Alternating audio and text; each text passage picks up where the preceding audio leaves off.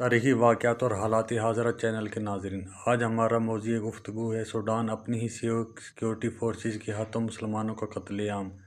Sudan میں اس وقت سوڈانی army SAF اور ریپڈ فورس یعنی RSF حالت جنگ میں ہے۔ دونوں کی لڑائی نے ملک کو جہنم میں بدل دیا ہے۔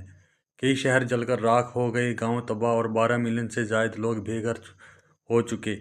مرنے والی نہتی عوام کی تعداد اس قدر ہے کہ درست اعداد و شمار ابھی ممکن نہیں۔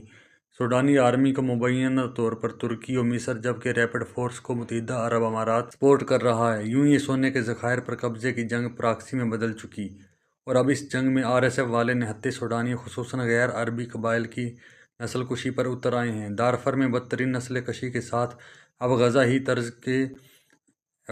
کی ہی طرز پر سوڈان کا الفاشر صفاق ریپڈ فورس کے گھیرے بل کے قبضے میں ہے۔ لاشیں سڑکوں پر پڑی گل سڑ رہی ہیں اور اندر موجود زندہ لوگ بھوک کے ہاتھوں غیر انسانی خوراک کھانے پر مجبور ہیں۔ شدید قتل و غارت اور قحط یوں ہی رہا تو کب تک سروائیو کر سکیں گے؟ جس طرح عرب امارات سونے کی خاطر سوڈانیوں کی اس خانہ جنگی میں اسلحہ دے کر نہتی عوام کے قتل عام کا ذمہ دار بن رہا ہے، اس سے صاف سمجھ آ رہا ہے کہ ان بے ضمیروں کو غزہ نسل کشی سے کوئی مسئلہ کیوں نہیں، کیوں یہ اسرائیل کی گود میں بیٹھے ہوئے ہیں، کیونکہ یہ ایک ہی جیسے ہیں، بس نام اور حلیہ مختلف ہے۔